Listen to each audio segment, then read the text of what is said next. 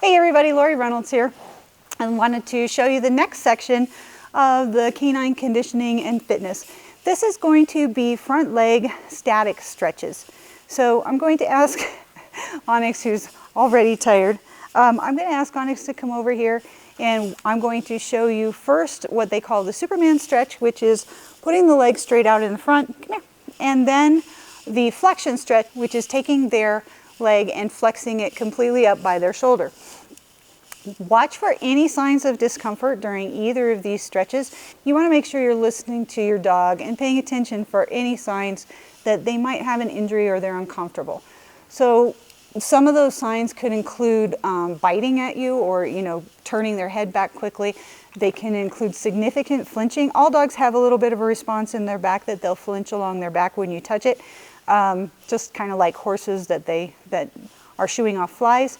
But any significant flinching, any true resistance to what you're doing, because that might indicate pain, you're going to look for licking their lips, putting their ears back, and whites around the colored part of their eyes. Those are all signs of stress and indications that there might be something that hurts the dog. So for the first one, we're going to have her stand up. Stand up.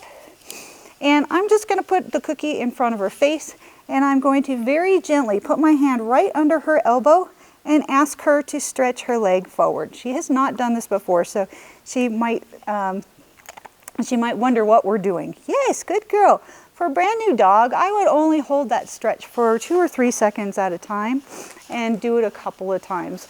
Once your dogs get used to doing that, then you can hold it for a longer period of time. So I'm going to do that very same thing on the other side. Come here, girl.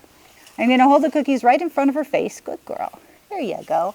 And let her chew on them, and I'm going to support that elbow and ask her to stretch that front leg out.